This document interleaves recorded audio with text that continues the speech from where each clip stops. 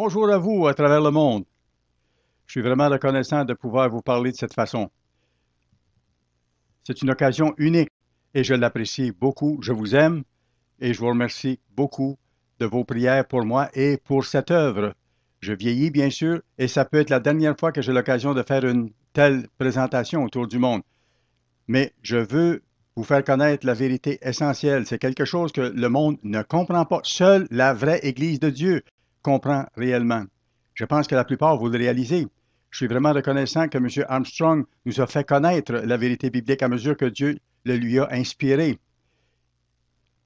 Nous comprenons qu'un jour, nous serons enfants à part entière de la famille de Dieu. Les églises du monde ne le comprennent pas. L'ancienne Église de Dieu du septième jour ne le comprenait pas et ne le comprend pas plus. Dans le monde catholique et dans le monde protestant autour de nous, on ne le comprend pas. Dieu n'a pas encore ouvert leur esprit. Ceux qui observent les commandements comprennent. Nous comprenons. C'est important que nous réalisions que cette vérité est unique. Le monde ne comprend pas la vérité du plan de Dieu. Des millions de gens qui se disent chrétiens sont bouleversés et ébranlés lorsqu'ils constatent, par exemple, ce qui est arrivé dans l'Holocauste, lorsqu'ils voient les souffrances dans le monde. Ils ne comprennent pas pourquoi ça se produit. Pourquoi est-ce que Dieu a permis que le Titanic sombre? Pourquoi est-ce que Dieu permet la souffrance? Pourquoi est-ce que Dieu permet que des petits-enfants meurent du cancer et d'autres maladies horribles? Pourquoi est-ce que Dieu a laissé mon ami Jimmy Mallette mourir? Je me suis déjà inquiété de ça. C'était un de mes amis qui est mort dans un accident de lutte en face de ses parents. J'avais lutté avec lui durant des centaines d'heures. Pourquoi est-ce que Dieu a permis ça et pourquoi est-ce que Dieu permet ce genre de choses-là? Pourquoi est-ce que Dieu permet les épreuves et les tests? Pourquoi Dieu n'intervient pas maintenant? Mais dans tout ça, Dieu a un but et il nous faut le comprendre. Il faut le comprendre. Il nous faut comprendre que c'est un plan unique et que seule la vraie Église de Dieu comprend. Les Églises de Dieu ne le comprennent pas et ne le comprenaient pas toujours à travers l'histoire, du moins complètement. On le voit pour l'Église de Sardes. M. Armstrong, par Dieu, a compris ce plan-là. Nous pouvons le comprendre, ça nous a été transmis, la plupart, vous le comprenez, mais je veux le revoir aujourd'hui pour les nouvelles personnes qui sont avec nous et pour vous qui êtes là depuis plusieurs années. Il faut que vous le compreniez vraiment et que vous soyez capable de l'expliquer à d'autres. Le prouver aux gens à partir de la Bible. Il faut que Dieu nous inspire et nous aide en tous sens. Allons à Jean chapitre 6, s'il vous plaît. Et je vais commencer l'explication ici dans Jean 6, le verset 44. C'est le Christ qui parle lui-même ici. Il dit, « Nul ne peut venir à moi si le Père qui m'a envoyé ne l'attire, et je le ressusciterai quand? Au dernier jour. » Donc, personne ne peut aller au Christ, ne peut devenir chrétien sans que Dieu ne l'appelle. Ce n'est pas la faute des gens s'ils ne comprennent pas. Ils ne peuvent pas comprendre. Plusieurs dans le monde n'ont jamais même entendu parler du nom du Christ. Il faut être juste et réaliser que Dieu est juste également. Allez au verset 65 du même chapitre. Il a ajouté, c'est le Christ qui parle, c'est pourquoi je vous ai dit que nul ne peut venir à moi si cela ne lui a été donné par le Père. Personne ne peut venir au Christ. Les Chinois, les Hindous, les Pakistanais, les gens à travers le monde ne comprennent pas. Ce n'est pas leur faute. Dieu n'a pas encore ouvert leur esprit pour le moment. Et ça, c'est la clé de tout. C'est une question de temps. Dieu a un plan en différentes étapes. Nous devons comprendre ça. Vos amis autour, qu'ils soient catholiques, protestants ou autres, ne comprennent pas et ils ne comprennent pas le plan de Dieu dans tout ça. Allez maintenant, s'il vous plaît, à Jean, le chapitre 10. Jean, le chapitre 10.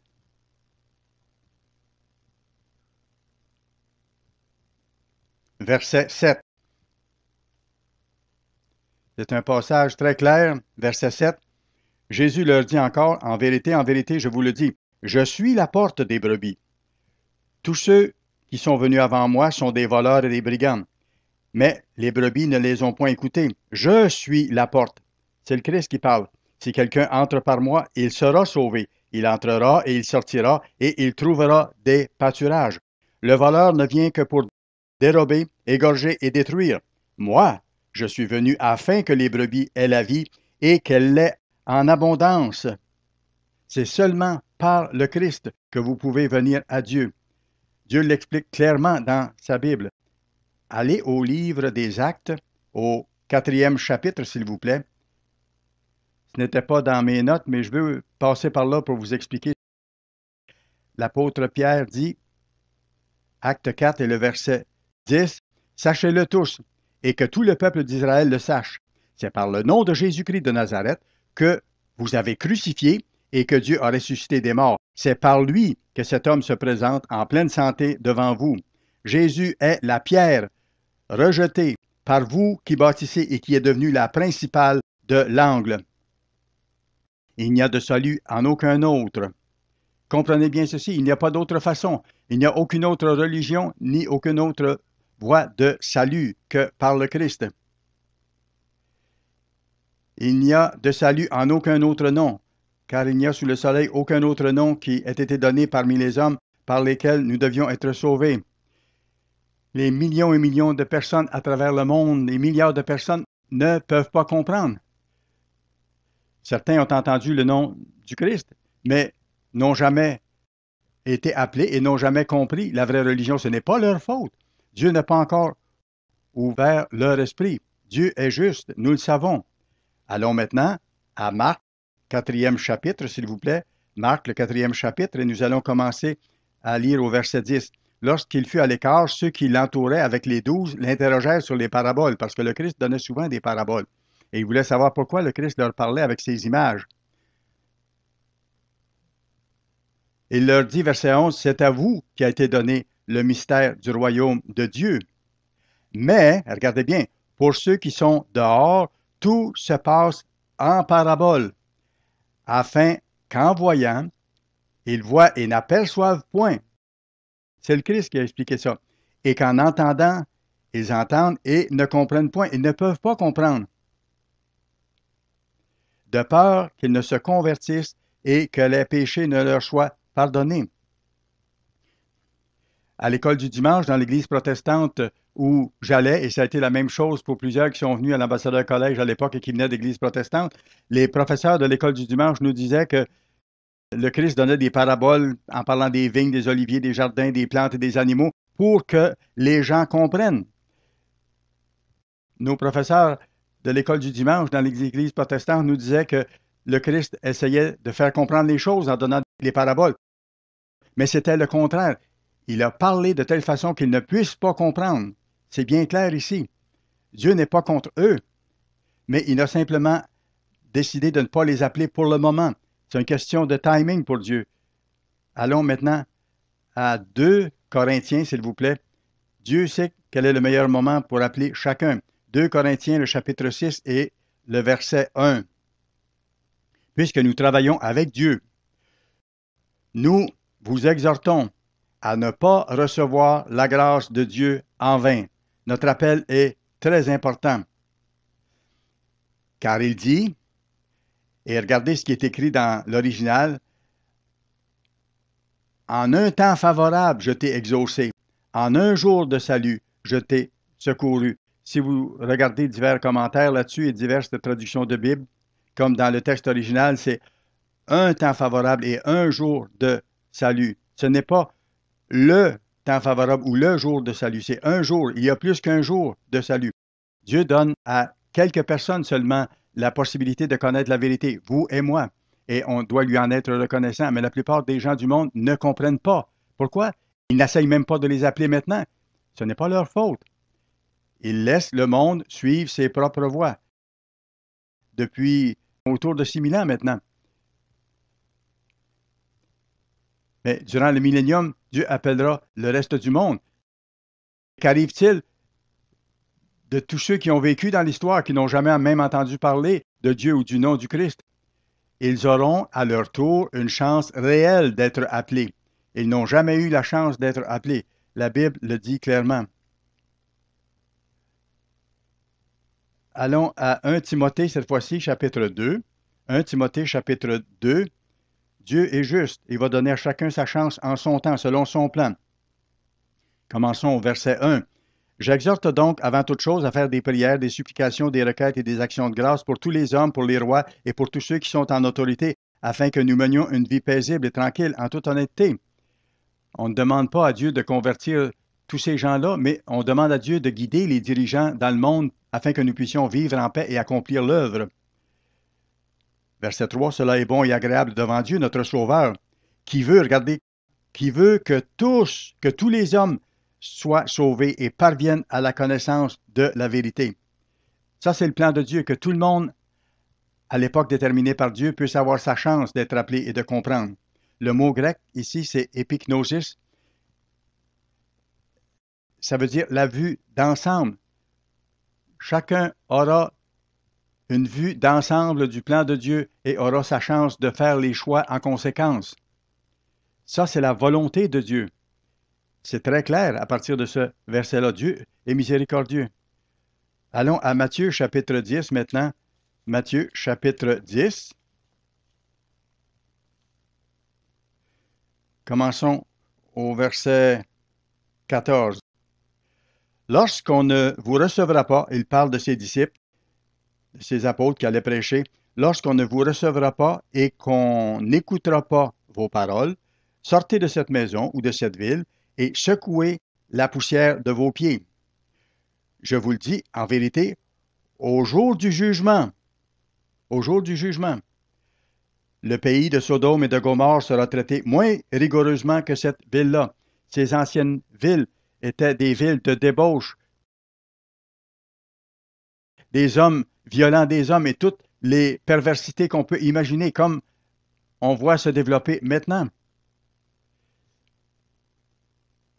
Regardez ce que Dieu dit ici. Il dit, ce sera plus tolérable pour ces cités païennes au jour du jugement que pour les villes qui ne recevraient pas ses apôtres ou ses serviteurs. Comment est-ce que ça peut être plus tolérable que les temps de feu? Ce sera plus tolérable parce qu'il y a un jour de jugement pour eux. Anacrino, diacrino. Ça ne veut pas dire une condamnation. Ce sera un temps de test et d'évaluation pour ceux qui seront ramenés à la vie. Un test, un examen au moment où ils seront appelés pour la première fois de leur vie.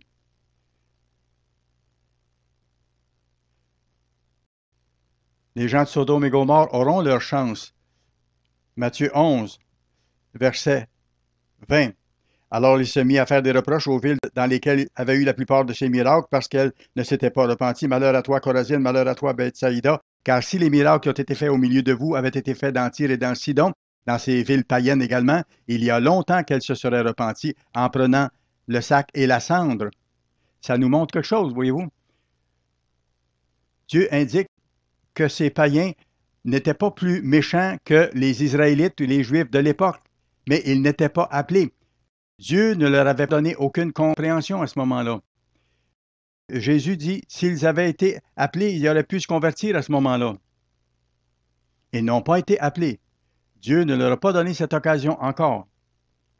Ils se seraient repentis. Verset 22, c'est pourquoi je vous le dis au jour du jugement. Il revient avec la même expression.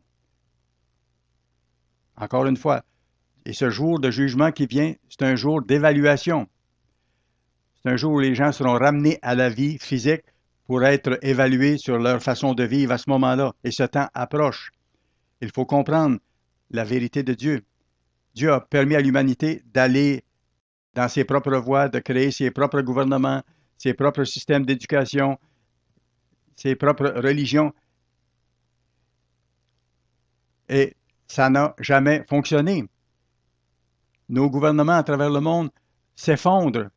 La voie humaine de vivre conduit à la destruction, à la souffrance. Et finalement, l'humanité va comprendre qu'il y a un Dieu, que ses lois sont justes. Et au moment du jugement du grand trône blanc, lorsqu'ils seront ramenés à la vie, ils auront l'occasion de comprendre. Ils seront appelés à ce moment-là.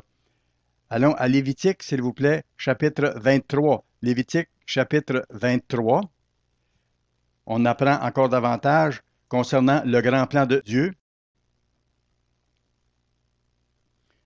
Lévitique chapitre 23, verset 1. Et rappelez-vous, frères et sœurs, rappelez-vous toujours, Jésus a cité souvent des passages de l'Ancien Testament. C'était les seules Écritures qui existaient à l'époque. Nous appelons ça, nous, maintenant, l'Ancien Testament. Mais le Christ en parlait en disant, ce sont les Écritures. C'est la parole de Dieu au même titre que le Nouveau Testament. Dans Matthieu 4 et Luc 4, verset 4, le Christ a dit, l'homme ne vivra pas seulement de pain, mais de toute parole qui sort de la bouche de Dieu. De toute parole qui sort de la bouche de Dieu. Et au moment où le Christ a mentionné ça, c'était seulement l'Ancien Testament qui existait. Dans le Nouveau Testament, ça n'a pas été aboli, absolument pas. C'est ce que nous faisons, nous vivons selon toute parole de Dieu, dans l'ensemble de la parole. Verset 1, Lévitique 23, l'Éternel parla à Moïse et dit, parle aux enfants d'Israël et tu leur diras, les fêtes de l'Éternel. Voyez-vous, ce ne sont pas les fêtes des Juifs. Les protestants essaient de dire, ce sont des fêtes juives. Ce n'est pas le cas, c'est les fêtes de Dieu. Les fêtes de l'Éternel que vous publierez seront de saintes convocations. Voici quelles sont mes fêtes. Voici quelles sont mes fêtes. C'est Dieu qui parle. Les fêtes de Dieu, non pas les fêtes des Juifs. Ce sont les fêtes de Dieu. Verset 3, on travaillera 6 jours, mais le 7e jour est le sabbat, le jour du repos. Il y aura une sainte convocation. Ça veut dire une assemblée commandée. Ce n'est pas une simple invitation. On nous ordonne de nous présenter devant Dieu pour être enseignés. Vous ne ferez aucun ouvrage. C'est le sabbat de l'Éternel. Après ça, verset 4, voici les fêtes de l'Éternel, les saintes convocations que vous publierez à leur temps fixé. Dans la version du roi Jacques, comme dans d'autres textes, c'est marqué aux saisons fixées. Ça a été fixé en rapport avec les saisons d'agriculture au Moyen-Orient à l'époque. Un jour, tout le monde comprendra. Verset 5, le premier mois, le 14e jour du mois, entre les deux soirs, ce sera la Pâque de l'Éternel. C'est la première étape du plan de Dieu. Le Christ est mort pour nous et lorsque nous acceptons son sacrifice, que nous nous repentons, nos fautes passées peuvent être effacées. À ce moment-là, les gens ont mis le sang du petit agneau sur la porte de leur maison et l'ange de la mort est passé par-dessus leur maison, les a épargnés lorsqu'ils avaient le sang de l'agneau symbolique sur la porte. Voilà la première étape dans le plan de Dieu. Et nous sommes sous le sang de Christ, nous sommes sous sa protection lorsque nous passons par les eaux du baptême. La deuxième fête, c'est la fête des pains sans levain à partir du verset 6. Jour de pain sans levain. Premier jour, il y a une sainte convocation. Et le 7e jour, il y a une sainte convocation aussi. Et il dit, vous n'aurez point de levain durant ces 7 jours-là. Le levain représente le péché. Et c'est pour ça que nous devons sortir le levain de nos maisons lors de ces 7 jours-là, chaque printemps. Il nous faut croître dans la grâce de Dieu. Il faut éliminer le péché de notre vie et devenir comme Dieu. La prochaine fête, c'est celle de la Pentecôte, ou la fête des premiers fruits, au moment où on offrait la gerbe. Dans l'Ancien Testament, on l'appelle la fête des prémices. Verset 15 maintenant. Depuis le lendemain du sabbat, du jour où vous apporterez la gerbe, qui sera agitée de côté et d'autre, vous compterez 7 semaines entières. Le mot Pentecôte veut dire 50. Verset 16, vous compterez 50 jours.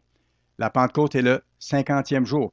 Au début, on avait l'habitude, sous M. Armstrong, d'observer la Pentecôte un lundi, mais après avoir vérifié avec beaucoup d'attention, M. Armstrong s'est rendu qu'on devait observer la Pentecôte un dimanche, le lendemain d'un sabbat. C'est en ce jour-là.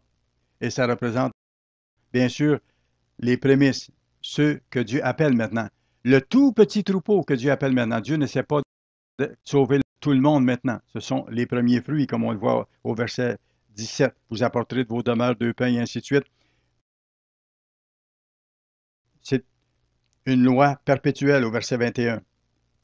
Pour ça qu'on l'observe encore aujourd'hui. Et on voit au verset 24, le 7e mois, le premier jour du mois, vous aurez un jour de repos, publié au son des trompettes, et une sainte convocation. Et il leur était commandé de se réunir. La trompette est une alarme de guerre, et ça annonce aussi l'époque terrible de la grande détresse qui approche maintenant. La fête des trompettes représente cette époque terrible qui approche. Après ça, verset 27, on voit la fête des expiations. Le 10e jour de ce 7e mois, ce sera le jour des expiations. Vous aurez une sainte convocation et vous humilierez vos âmes, c'est-à-dire on doit jeûner. Après le retour de Christ, Satan sera éliminé et par après, les gens pourront se repentir. Cette fête-là représente le jour où Satan sera éliminé, empêché de nuire. On voit au chapitre 8 d'Apocalypse que Satan sera enchaîné. Verset 32, vous humilierez vos âmes dès le soir du 9e jour jusqu'au soir, vous célébrerez votre sabbat. Et on voit quand le sabbat commence et quand le sabbat finit, chaque semaine, et en particulier cette fête des expiations, d'un coucher de soleil à l'autre où on doit jeûner. Verset 34 maintenant, le 15e jour de ce 7e mois, ce sera la fête des tabernacles. Alors tout de suite, après les expiations, 5 jours plus tard, c'est la fête que nous venons d'observer jusqu'à hier soir, la fête des tabernacles. On l'appelle aussi la fête des tentes, là où on vit dans des demeures temporaires. Et c'est la fête de la grande moisson. Ça représente le temps où Dieu va appeler tout le reste de l'humanité au salut. Lorsque le Christ va revenir, la connaissance de l'Éternel sera répandue sur la face de la terre et les nations vont se tourner vers Jérusalem, vers le Christ pour apprendre ses voies. C'est ce que nous célébrons par la fête des tabernacles que nous avons célébré cette semaine. Ça représente la grande moisson qui s'en vient. Mais qu'arrivera-t-il de tous ceux qui sont morts au cours de l'histoire sans jamais avoir été appelés? Ceux qui sont morts dans l'Holocauste, ceux qui sont morts dans les naufrages de grands navires, ceux qui sont morts de maladies, de plaies, de mort naturelle ou quoi que ce soit, ils n'ont jamais eu leur chance. Dieu n'a jamais ouvert leur esprit. Alors, la prochaine fête représente le sort qui est réservé à ces gens-là. Verset 36. Le 8e jour, le jour tout de suite après les 7 jours de la fête des tabernacles, c'est une autre fête, la dernière des 7, vous aurez une sainte convocation. Vous ne ferez aucune œuvre servile. C'est un temps très solennel. Dieu ne donne pas toute l'explication ici, mais quand vous regardez d'autres versets bibliques, ça devient très clair. Le jour que nous célébrons aujourd'hui, tout de suite après la fête des tabernacles, le 8e jour, ça représente le temps où Dieu va donner à tous les êtres humains qui ont vécu dans l'histoire de l'humanité et qui sont morts d'être ramenés à la vie et d'être appelés à la vérité. Ce ne sera pas une deuxième chance. Beaucoup de protestants pensent que ça pourrait être une deuxième chance. Ce ne sera pas du tout une deuxième chance. Dieu ne les a jamais appelés. Ce sera leur première occasion véritable de comprendre la vérité, parce que Dieu va ouvrir leur cœur à comprendre la vérité. Autrement, ils ne comprennent pas de quoi il s'agit. Apprécions ça, ce que Dieu a fait et ce qu'il fait. Il nous a donné ses fêtes et qu'il nous donne de comprendre le sens merveilleux de ce plan extraordinaire que représentent les étapes de cette fête. Il nous faut vraiment l'apprécier. Allons maintenant à Apocalypse 20. Apocalypse chapitre 20 dans votre Nouveau Testament. Apocalypse 20. Mais allons plutôt juste avant à Apocalypse 19, à partir du verset 16. Ça parle du moment où le Christ reviendra, le roi des rois. Il y avait sur son vêtement et sur sa cuisse un nom écrit, Roi des rois, Seigneur des seigneurs. Et après ça, ça décrit le temps terrible de souffrance qui s'abattront sur le monde. Vous voyez au verset 20 après ça, et la bête fut prise, et avec elle le faux prophète qui se seront rebellés directement contre Christ. Frères et sœurs, nous sommes vainqueurs. Ces gens-là, le faux prophète et la bête avec leur armée vont conquérir le monde. J'espère que vous serez amenés à un lieu de sécurité, mais ils conquéreront nos nations. nations de descendance israélite qui avaient fait devant elles les prodiges par lesquels ils avaient séduit ceux qui avaient pris la marque de la bête et adoré son image. Elles furent jetées tous les deux vivants dans l'étang ardent de feu et de soufre, et les autres furent tués par l'épée qui sortait de la bouche de celui qui était assis sur le cheval, du Christ, et tous les oiseaux se rassasièrent de leur chair. Dieu va écraser les armées de la bête. L'homme ne peut pas combattre Dieu. Nous sommes vainqueurs et nous ferons partie de l'armée du Christ. Le Christ va revenir sur la terre en tant que roi des rois et seigneur des seigneurs, en tant que chef de l'armée de l'Éternel. Et voyez ce qui arrive après son retour. Comprenez bien ce qui va arriver à Satan à ce moment-là. Verset 20. Puis je vis descendre du ciel un ange qui avait la clé de l'abîme et une grande chaîne dans sa main. Il saisit le dragon, le serpent ancien, qui est le diable et Satan, et il le lia pour 1000 ans. C'est très clair. Satan sera enchaîné pour tout le millénium qui va suivre, pour les 1000 prochaines années. Verset 3, il le jeta dans l'abîme, ferma et scella l'entrée au-dessus de lui, afin qu'il ne séduise plus les nations. Voyez-vous, parce que jusque-là, Satan séduisait complètement l'ensemble des nations. Ce n'est pas la faute des gens. Dieu a permis à Satan de séduire l'humanité en Russie, en Chine, aux Indes et en Occident. Les gens dans leur ensemble ne comprennent pas. Si vous parlez à vos proches, même à vos amis ou tout ça, la plupart des gens autour de vous ne comprennent pas ça. Ils ne sont pas plus méchants que d'autres. Dieu ne les a pas appelés encore. Ce n'est pas leur faute. Dieu a un grand plan pour les appeler tous au bon moment, les catholiques, les protestants, les athées, qui que ce soit. Les gens essaient de faire le bien parfois. Laissez-moi vous expliquer quelque chose. Dans la même mesure où les gens, votre tante ou votre grand-mère ou votre père, dans la même mesure où ils ont appliqué certaines lois de la Bible sans les comprendre même parfois, dans la même mesure, ils en étaient bénis. Même chose pour nos pays israélites. Dans la même mesure où nous avons mis en application ces lois, nos familles ont été meilleures, nos vies ont été meilleures. Nous avons gagné la Première Guerre mondiale, la Deuxième Guerre mondiale aussi. Nous avons réussi là-dedans. Et maintenant, nos nations se détournent de Dieu. Et nos nations sont en déclin majeur et se détournent de Dieu. Et Dieu retire ses bénédictions. Nous avons remporté notre dernière guerre majeure. Je parle des États-Unis maintenant. Nous n'en remporterons plus de victoire comme ça parce que nous nous sommes détournés de Dieu. Et les choses vont empirer. Je dois vous le dire.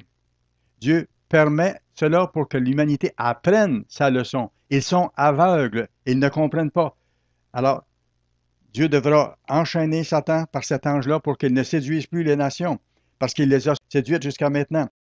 Jusqu'à ce que les 1000 ans soient accomplis, il sera enchaîné. Et quelque chose va se passer à la fin des 1000 ans. Après cela, il faut qu'il soit délié pour un peu de temps. Et je vis des trônes, et à ceux qui s'y assirent fut donné le pouvoir de juger. Et je vis les armes de ceux qui avaient été décapités.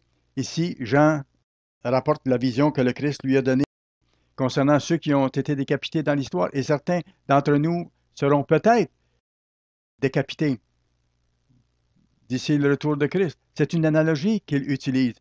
C'est pas intéressant d'y penser, mais c'est ce que la Bible dit, il faut le voir.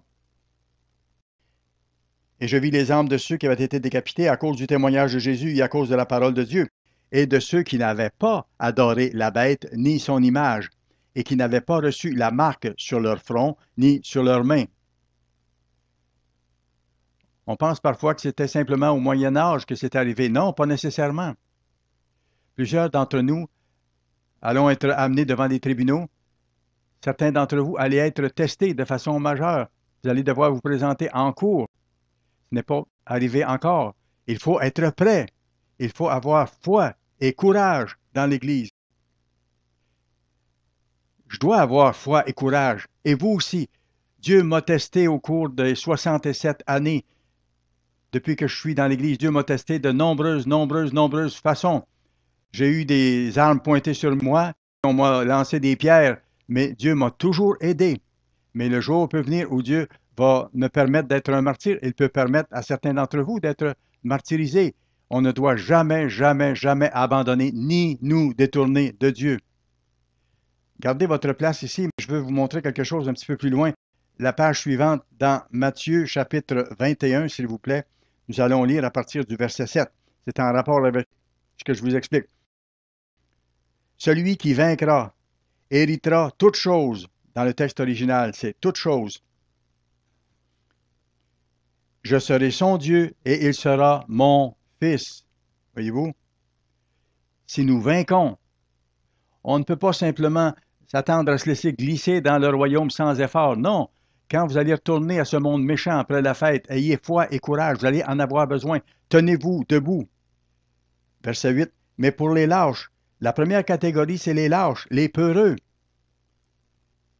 les incrédules, les abominables, les meurtriers, les débauchés, ceux qui commettent toutes sortes de perversités sexuelles, les magiciens, les idolâtres et tous les menteurs. Leur part sera dans les temps de feu ardent et de soufre, ce qui est la seconde mort. Il commence avec quoi? Avec les lâches ou les peureux. Pensez-y. Vous et moi, on ne peut pas être peureux, lâches dans les jours qui viennent. Nous devons être forts et nous devons maintenant prouver que Dieu est réel, qu'il est notre Père, que nous sommes dans son Église. Elle s'appelle l'Église de Dieu, qu'il a toujours gardée à travers l'histoire, même si elle est devenue très petite à certains moments donnés. L'Église qui observe les sabbats et qui a observé les jours saints à certaines époques. À certaines époques, ils n'avaient pas tous les jours saints, mais ils ont essayé, et c'était encore l'Église de Dieu quand même. Au temps de la fin, Dieu a inspiré M. Armstrong pour expliquer la Bible et nous faire connaître les fêtes. Je me rappelle, M. Armstrong, dans tout le sud des États-Unis, M. Armstrong, 5 jours par semaine, soir après soir, il était à la radio et il disait « Bonjour mes amis à travers le monde » et il expliquait les vérités bibliques et le plan de Dieu, l'Évangile, les prophéties, le sens de la vie. Des millions de personnes ont entendu et maintenant nous continuons cette même œuvre et je suis le seul survivant des premiers jours de cette œuvre avec M. Armstrong. Les autres sont partis ou ils sont morts. C'est l'Église de Dieu. Vous êtes dans la vraie Église. Nous allons finir l'œuvre de Dieu. Nous allons continuer jusqu'au bout et Dieu va nous donner la force d'aller jusqu'au bout si nous avançons avec foi, avec courage. Il veut qu'on ait foi. Il veut qu'on ait courage. Et j'espère que vous allez le faire de tout votre être alors que vous allez retourner chez vous après la fête. Faites preuve de foi et de courage. Sachez que Dieu est là. M. Armstrong a annoncé d'avance des choses qui allaient venir. M. Armstrong avait été inspiré par Dieu de dire que le rideau de fer allait tomber, que le mur de Berlin allait tomber, que l'Europe de l'Est allait se séparer de la Russie. Ça s'est produit, c'est arrivé comme M. Armstrong avait été inspiré de l'annoncer. Et comme M. Armstrong l'a annoncé, Dieu a enlevé de nos nations israélites modernes la possession des portes de leur ennemi, les portes maritimes, le canal de Suez, le canal de Panama. Il en reste seulement 2. Des voies de passage, des passages extrêmement importants. C'est la seule Église qui comprend ces choses-là. M. Armstrong comprenait ça par Dieu. Vous faites partie de cette Église. Vous faites partie de cette œuvre. Il nous faut aider ce monde à comprendre, aider nos amis, ceux autour de nous, au mieux que nous pouvons, et Dieu va nous récompenser à jamais si nous le faisons. Nous avons des trésors dans le ciel parce que nous avons servi l'humanité, proclamé le message. Nous avons averti nos gens de se réveiller des choses qui s'en viennent pour qu'ils se détournent de leur voie et qu'ils se tournent vers Dieu pour en être épargnés. Il nous faut foi et courage pour ça. Alors, c'est comme il dit, les lâches, les incrédules, les débauchés, les menteurs n'auront pas part au royaume. Ils seront dans les temps de feu. Ne participez pas à toutes ces ordures, à toutes ces saletés, les hommes qui marient d'autres hommes, toutes les perversités sexuelles et autres. Ne suivez pas les faux leaders et les faux prédicateurs. Dieu est Dieu. Et Dieu se prépare à intervenir de façon magistrale, très puissante.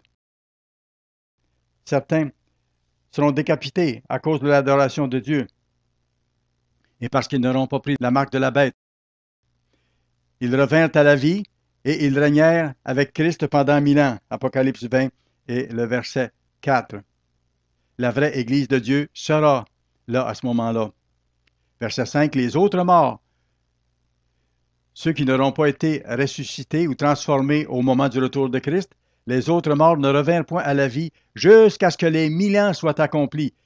Toutes ces autres personnes seront ramenées à la vie, comme on le verra, au bout du 1000 ans, par après. C'est la première résurrection, celle qui aura lieu au moment du retour de Christ, qui concerne ses serviteurs. Heureux et saints ceux qui ont part à la première résurrection. La seconde mort n'a point de pouvoir sur eux. Une fois que vous êtes ressuscité par Dieu, il n'y a plus rien pour vous arrêter. Vous êtes rendu, vous serez rendu à terme, vous serez un être spirituel. Comme Paul, vous pourrez le dire vous-même, j'ai fini ma course, j'ai combattu le bon combat, la couronne de justice m'a été accordée. Donc la seconde mort n'a point de pouvoir sur eux, mais ils seront sacrificateurs de Dieu et de Christ, et ils régneront avec lui durant 1000 ans. Qu'est-ce qui arrive après ce 1000 ans? Continuons, verset 7. Quand les 1000 ans seront accomplis, maintenant, le millénaire est terminé, Satan sera relâché de sa prison. Et vous allez voir, c'est impressionnant comment l'esprit humain peut tourner rapidement, peut changer d'idée complètement. Je me rappelle quand on avait le collège à Bricketwood en Angleterre, quand M. Armstrong a été obligé de fermer le collège, M. Armstrong était souvent là, mais quand le collège a fermé, la plupart de ceux qui travaillaient là ont quitté l'Église. Plus de paye, plus de salaire, on oublie le sabbat, on oublie les fêtes, on s'en va. Les gens changent vite d'idée. Satan sera relâché de sa prison et sortira pour séduire les nations qui sont aux quatre coins de la terre. Il va séduire les nations encore. Comment est-ce que ça peut être possible? Les humains sont faibles. Vous ne devez pas être faible. Il faut avoir foi et courage. Il faut être prêt à combattre pour la vérité. Vous voulez avoir la vie éternelle, il faut combattre. Priez, jeûnez, cherchez Dieu. Allez-y de tout votre cœur si vous voulez avoir la vie éternelle. Dieu ne vous donnera pas la vie éternelle si vous avez simplement une bonne attitude, gentiment, et que vous ne vous tenez pas debout, et que vous ne combattez pas, et que vous ne croissez pas dans la grâce et dans la connaissance. Il faut faire la volonté de Dieu de tout notre cœur, totalement. Satan sera relâché de sa prison. Il ira aux quatre coins de la terre. Gog et Magog, apparemment, la Russie particulièrement, qui a été païenne, qui a vraiment pas beaucoup connu la vérité, afin de les rassembler pour la guerre. Leur nombre est comme le sable de la mer.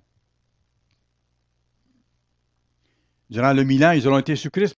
Ils n'auront pas appris vraiment leur leçon. Ils montèrent à la surface de la terre.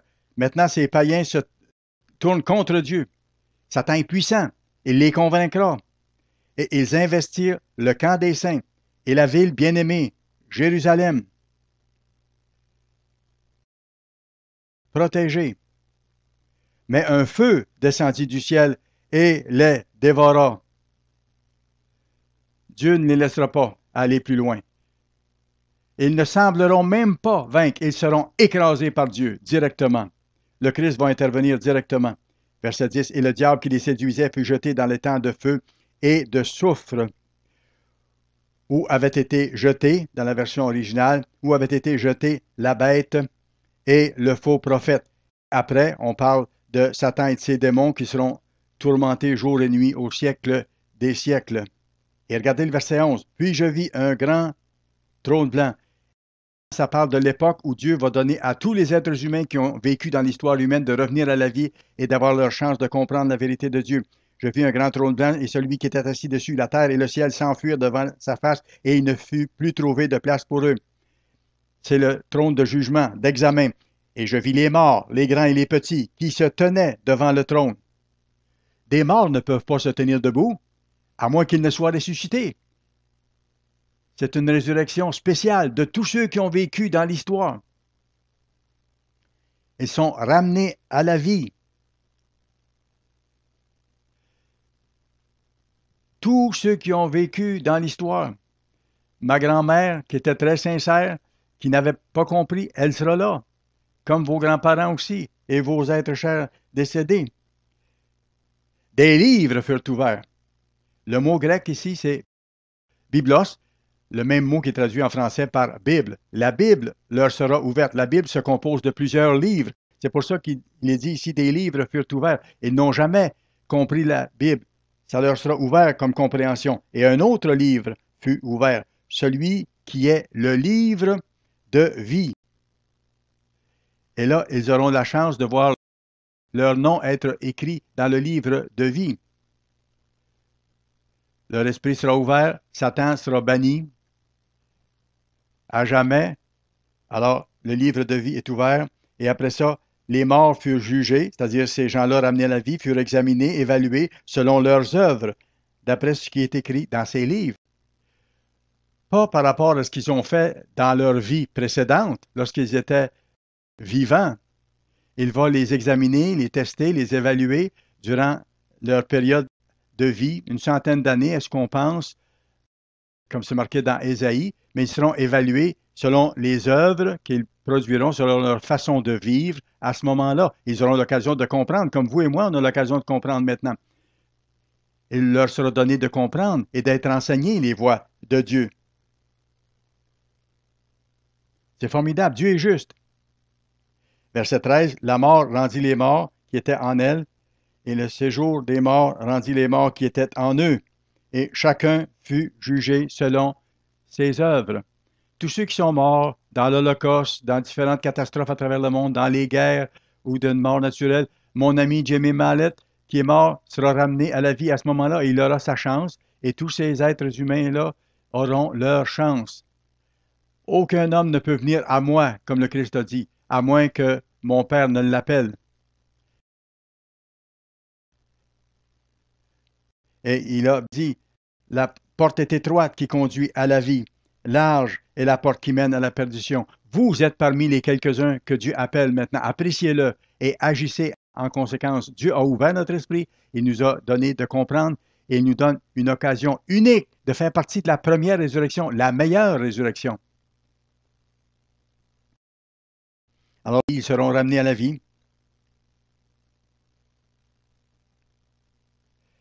Et regardez le verset 14 maintenant. Puis la mort et le séjour des morts furent jetés dans l'étang de feu. C'est la seconde mort. Les gens qui ne se seront pas repentis à ce moment-là, qui refuseront de se repentir, seront détruits à jamais par l'étang de feu. Verset 15. Quiconque ne fut pas trouvé écrit dans le livre de vie fut jeté dans l'étang de feu. Dieu est juste. Au chapitre 21, il décrit ensuite la nouvelle terre et les nouveaux cieux. Allons maintenant au livre d'Ézéchiel, s'il vous plaît, le chapitre 37. Dieu décrit ici le moment où Dieu ramènera à la vie tous ceux qui ont vécu dans l'histoire humaine. Ézéchiel, chapitre 37, verset 1. La main de l'Éternel fut sur moi, et l'Éternel me transporta par son esprit, et me déposa dans le milieu d'une vallée remplie d'ossements. Il me fit passer auprès d'eux, et tout autour. Et voici, ils étaient fort nombreux à la surface de la vallée, et ils étaient complètement secs. Il me dit, Fils de l'homme, ces eaux pourront-ils revivre? Je répondis, Seigneur, Éternel, tu le sais. Il me dit, prophétise sur ces eaux, et dis-leur, dis à ces eaux, qu'est-ce qui va leur arriver?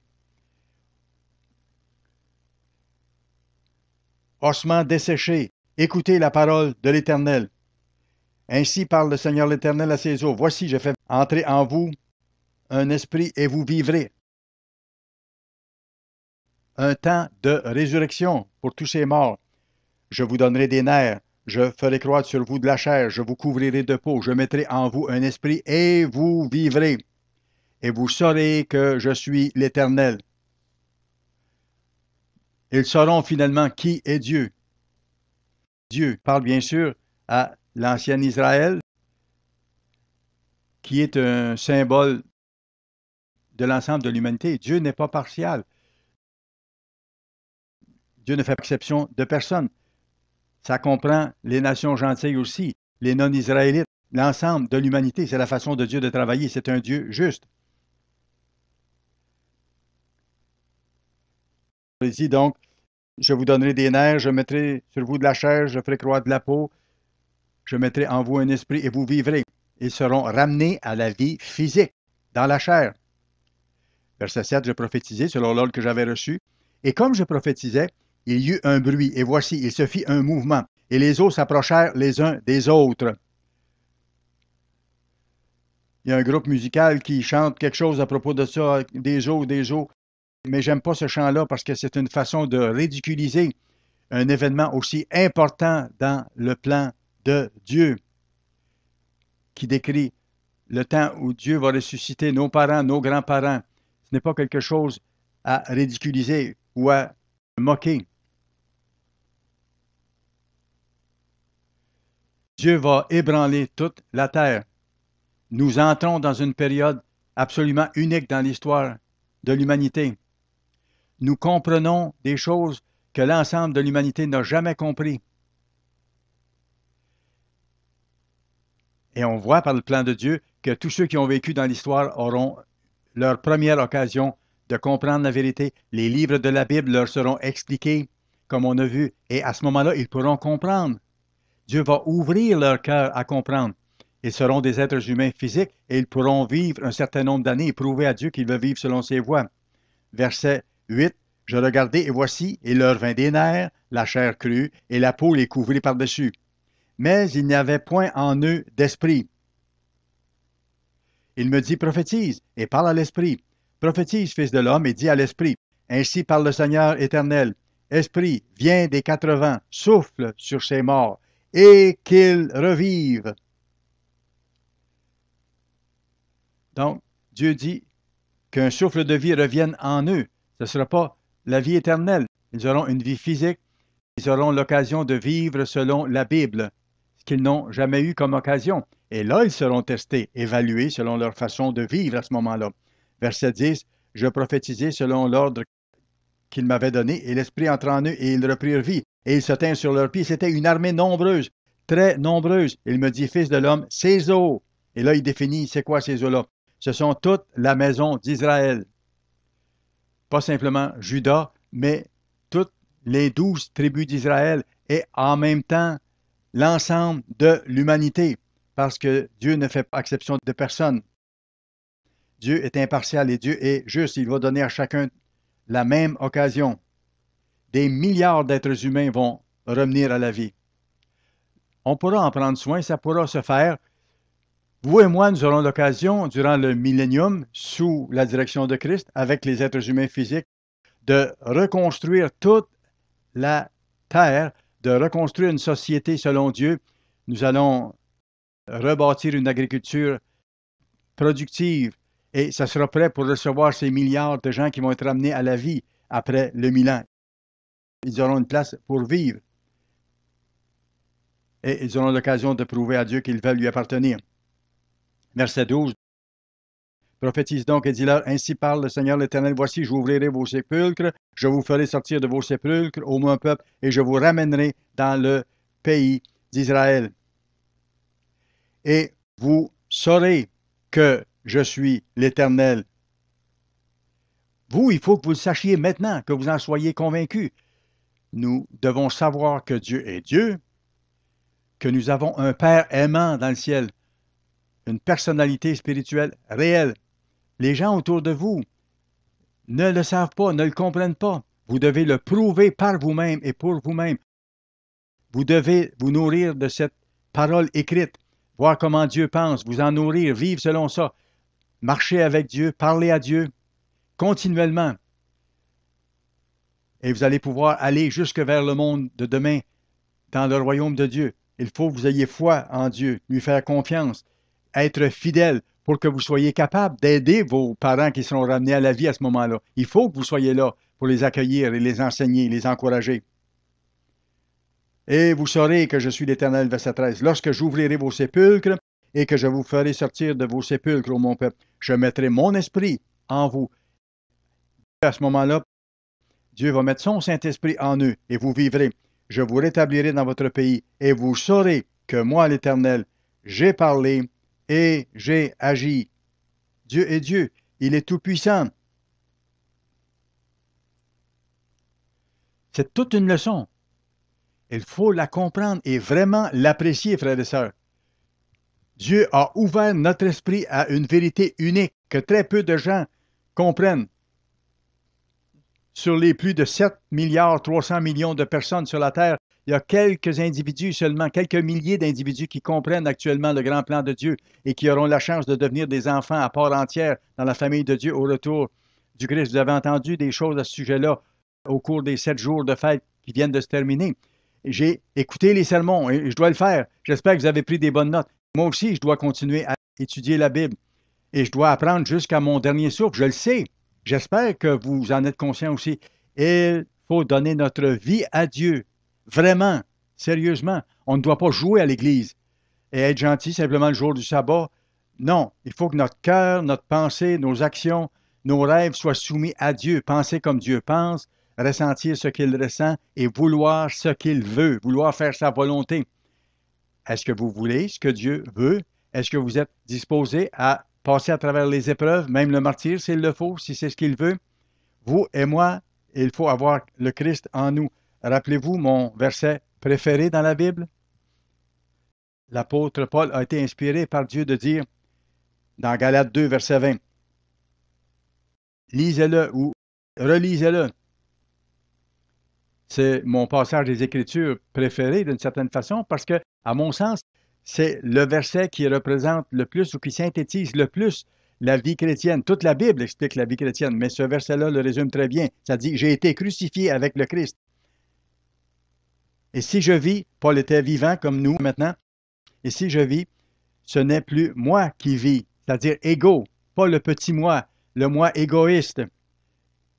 Christ vit en moi, ce n'est plus moi, je ne vis plus pour moi égoïstement.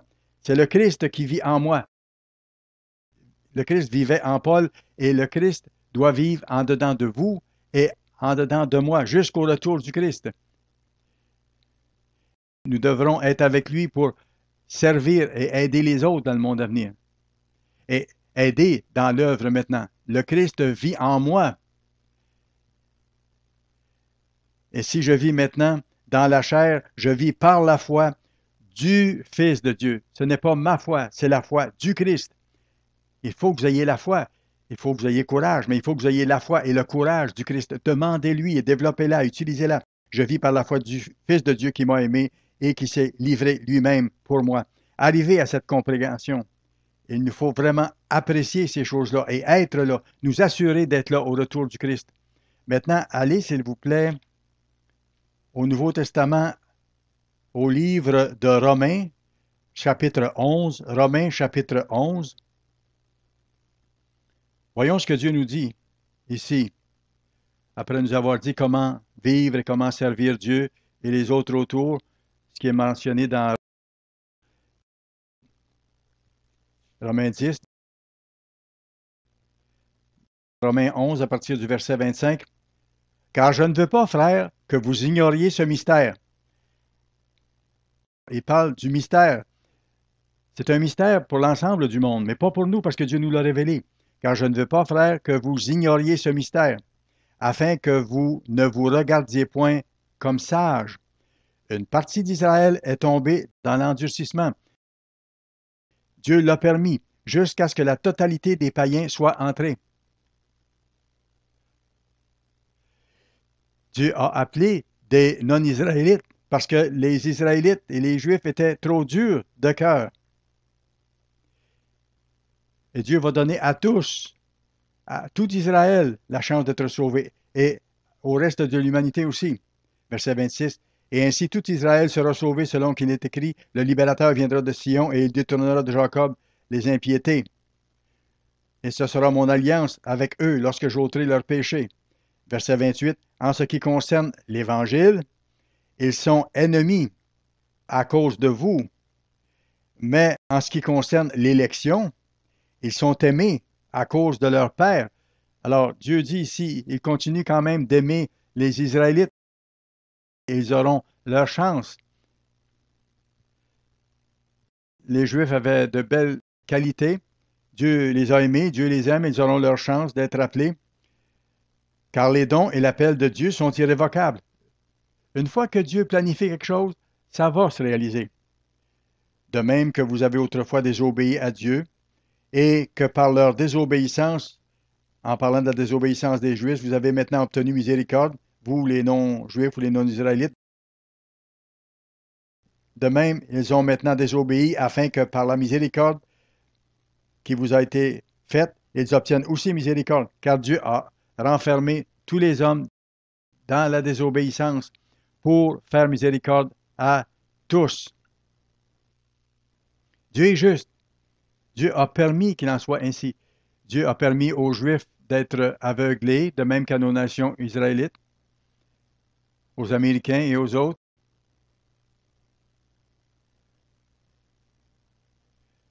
Un jour, tous ces gens-là arriveront au bout de la corde, pour ainsi dire, nos nations actuelles, et ils vont réaliser qu'il y a seulement Dieu qui peut les sauver. Seul Dieu peut me sauver et seul Dieu peut vous sauver. C'est seulement par le sang du Christ qui nous lave, qui nous purifie totalement de nos péchés, qu'on peut avoir la vie éternelle. Seulement par le Christ, vivant sa vie en nous, que nous pouvons comprendre et vivre selon ses voies. Un jour, tous les Israélites et les non-Israélites comprendront. Verset 33. Ô profondeur de la richesse, de la sagesse et de la science de Dieu. Dieu teste les différentes personnes de différentes façons et il permet qu'on passe par certaines étapes, par certaines épreuves et il nous aide à vaincre. C'est la même chose de façon générale pour les nations. Il permet des épreuves, des tests pour les préparer. Lui voit la vue d'ensemble et sait à quel moment c'est mieux d'appeler les nations et chaque personne. Verset 33. Ô profondeur de la richesse, de la sagesse et de la science de Dieu. Que ses jugements sont insondables et ses voies incompréhensibles. Car qui a connu la pensée du Seigneur? Dans Philippiens 2, verset 5, il est écrit « Ayez en vous les sentiments qui étaient en Jésus-Christ ». Il faut avoir cette mentalité et penser comme Dieu, voir comme Dieu voit les choses. Qui a connu la pensée du Seigneur? Ou qui a été son conseiller? Qui lui a donné le premier pour qu'il ait à recevoir en retour? On n'a pas la mentalité de Dieu et sa pensée par nous-mêmes. Il faut que ça nous soit donné. Verset 36. C'est de lui, par lui et pour lui que sont toutes choses. À lui la gloire dans tous les siècles. Amen. Dieu a un plan merveilleux. Le monde ne le comprend pas pour le moment. Il a été aveuglé. Il a été séparé de Dieu depuis le début de l'histoire de l'humanité. Apprécions, frères et sœurs, de tout cœur, que Dieu veut nous faire à son image. Il nous a créés hommes et femmes, qu'on puisse avoir un mariage, des enfants, une vie heureuse, avoir une voie de vie qui amène le bonheur. C'est ce que le monde essaie de détruire actuellement. C'est triste de voir ça. Dieu nous a montré la vraie voie de vie. Vivons selon les voies de Dieu dans tous ses aspects. Dieu est notre Dieu. Et Dieu va donner à chaque être humain, en son temps, de comprendre. Nous le comprenons maintenant, de sorte que quand nous allons aller à la maison à partir de cette fête, retournons avec joie et considérons que nous avons une vérité très précieuse, extraordinaire. Comprenez-le, j'espère. Il y a des milliards d'individus qui ne comprennent pas et qui n'ont jamais compris ça et qui seront ramenés à la vie et qui auront la chance de comprendre comme il nous est donné à nous, maintenant, le petit troupeau, de le comprendre. Les livres de la Bible leur seront ouverts et ils seront évalués selon leur façon de vivre à partir de ce moment-là, lorsqu'ils auront été appelés et lorsqu'il leur sera donné de comprendre, ils pourront librement faire le choix. Ils pourront comprendre la vérité. C'est ce que Dieu va faire. Il est juste. Il nous faut, nous, apprécier ça et y aller de tout cœur pour le royaume de Dieu. Jésus a dit dans Matthieu 6, verset 33, « Cherchez premièrement, pas en deuxième ou en troisième ou en dernier, ne jouez pas à l'Église. Cherchez premièrement dans tous les aspects de votre vie, avant votre emploi, vos divertissements, vos jeux, votre petit ami ou votre petite amie, cherchez premièrement le royaume de Dieu et sa justice. C'est ce que nous devons faire chacun, y aller de tout cœur. Vous voulez être dans le royaume de Dieu, vous voulez avoir la vie éternelle, être avec le Christ. On veut être là. On veut vivre éternellement dans le royaume de Dieu et dans la famille de Dieu et accomplir le but pour lequel vous avez été créés et pour lequel vous avez été appelés. Dieu va vous bénir, Dieu va vous guider, mais il faut avoir foi et courage. Il faut marcher avec Dieu, il faut marcher avec le Christ. Non pas à demi, mais totalement et continuer. Ne jamais, jamais, jamais abandonner, ni vous détourner. Retournez à la maison maintenant, avec joie, avec foi et courage, au-delà de ce que vous aviez auparavant. Apprenez les leçons de cette fête. Revisez les notes que vous avez prises. Revoyez les leçons de cette fête. Conduisez prudemment, priez les uns pour les autres, priez pour le peuple de Dieu à travers le monde et demandez au Tout-Puissant de tout votre cœur d'aider chacun d'entre nous, de faire sa volonté, de marcher avec Dieu et de marcher avec Christ intensément, non pas à demi, mais totalement, de tout notre cœur, maintenant et à jamais. Merci, frères et sœurs, de votre amour. Merci de faire partie de l'Église de Dieu. Merci de votre détermination à écouter Dieu. Je l'apprécie. Prions les uns pour les autres et nous nous reverrons dans le royaume. Que Dieu bénisse chacun d'entre vous. Retournez chez vous avec joie.